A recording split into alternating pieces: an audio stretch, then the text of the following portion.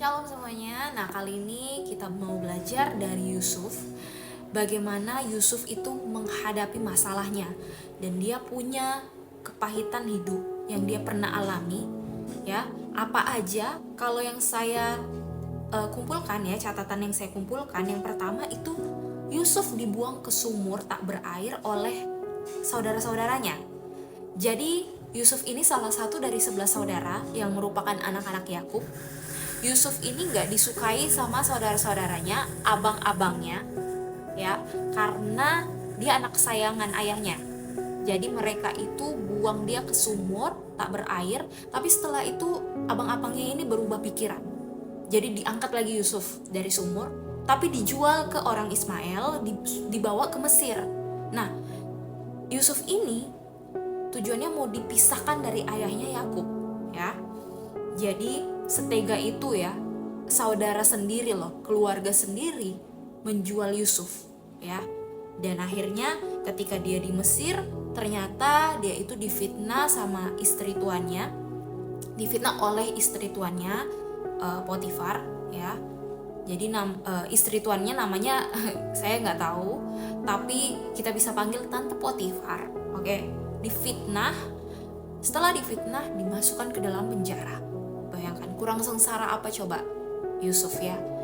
Dia mengalami kepahitan hidup, ya, penderitaan. Tapi Yusuf ini orangnya itu ya, yang saya bisa tangkap, yang aku bisa tangkap itu dia itu cara pandangnya itu positif. Jadi dia itu tetap percaya bahwa Tuhan menyertai hidupnya. Bahkan sampai ketika Tuhan mengangkat level Yusuf menjadi penguasa di Mesir, ya, di bawah Firaun, ya. Jadi dia dijadikan penguasa di Mesir. Yusuf ini mengalami kejadian di mana dia bertemu kakak-kakaknya kembali, abang-abangnya. Waktu masa kelaparan, abang-abangnya ini cari makanan ke Mesir, bertemu dengan Yusuf. Tapi mereka belum mengenali kalau itu Yusuf, ya. Yusuf ini di situ dia tidak serta-merta langsung akar pahit, mendendam, benci sama abang-abangnya, enggak. Dia itu malah punya belas kasihan, ya. Dia itu bisa mengampuni, dia mampu berani menghadapi masalahnya. Kepahitan hidup yang dia pernah alami itu tidak membuat dia itu memiliki akar pahit dalam hatinya, tapi malah dia berbelas kasihan pada abang-abangnya ini, ya, sehingga uangnya abang-abangnya ini dikembalikan, dimasukkan ke dalam karung-karung yang mereka bawa, ya, diam-diam gitu dimasukkan lagi. Nah, jadi Yusuf ini cara pandangnya positif. Kenapa aku bilang begitu positif? Coba deh, ya, dia itu ketika berbicara, dia mengakui kepada abang-abangnya pada akhirnya kalau dia itu Yusuf, adik mereka, ya kan. Dia itu berterus terang, dia jujur, dia itu Yusuf, ya. Tapi dia tidak menyalahkan abang-abangnya ini. Gara-gara kamu nih, aku akhirnya di sini sengsara, menderita, sempat masukkan penjara. Dia tidak seperti itu. Tapi malah dia itu berbicara begini. Kejadian 45 ayat 4-5 ya. Aku bacakan. Lalu kata Yusuf kepada saudara-saudaranya itu, marilah dekat-dekat. Maka mendekatlah mereka, katanya lagi, akulah Yusuf, saudaramu, yang kamu jual ke Mesir. Tetapi sekarang janganlah bersusah hati dan janganlah menyesali diri karena kamu menjual aku ke sini. Sebab untuk memelihara kehidupanlah Allah menyuruh aku mendahului kamu. Jadi Yusuf itu cara pandangnya itu, dia melihat bahwa dari semua hal yang telah terjadi, di situ ada tangan Allah yang bekerja, ya. Allah yang membawa Yusuf ke Mesir, ya. Allah menyuruh aku mendahului kamu, ya. Ayat 6, karena telah 2 tahun ada kelaparan dalam negeri ini dan selama 5 tahun lagi orang tidak akan membajak atau menuai. Ayat 7, maka Allah telah menyuruh aku mendahului kamu untuk menjamin kelanjutan keturunanmu di bumi ini dan untuk memelihara hidupmu sehingga sebagian besar daripadamu tertolong. Jadi Yusuf ini memahami, dia mencoba berpikir dari sudut pandang yang berbeda.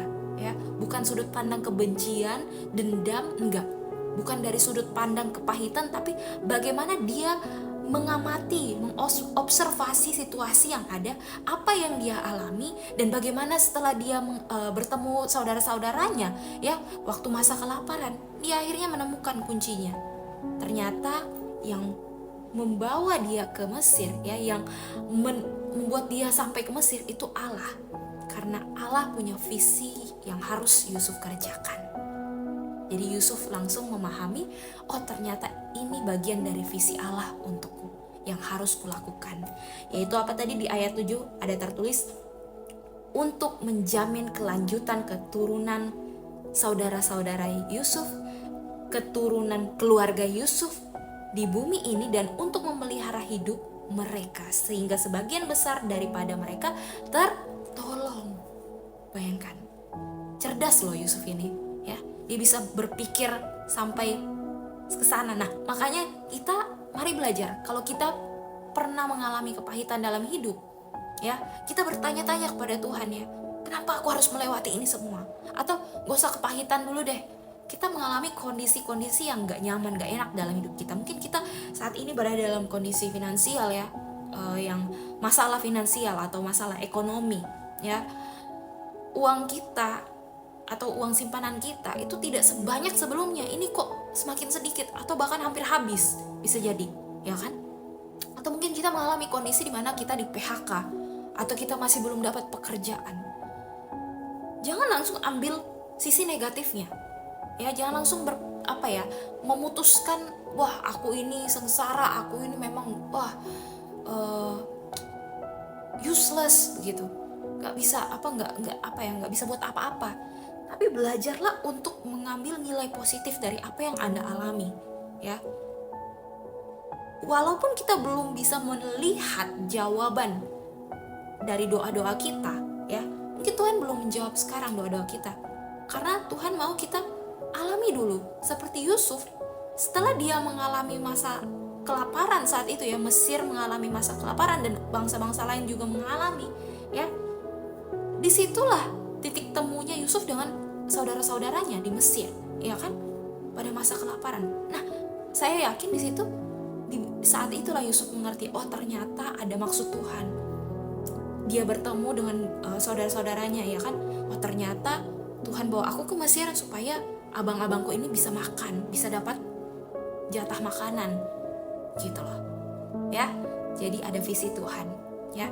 Jadi di situ bisa jadi ada waktunya nanti, ya. Kalau jawaban kita doa kita belum dijawab Tuhan, ya, pertanyaan-pertanyaan kita, Tuhan kenapa aku harus alami ini, kenapa aku harus lewati ini, mungkin belum sekarang Tuhan jawab, tapi ada nanti saatnya dimana Tuhan jawab doa-doa kita dan kita memahami, oh ternyata ini toh maksudnya. Ya ampun, ternyata begini. Tuhan itu baik.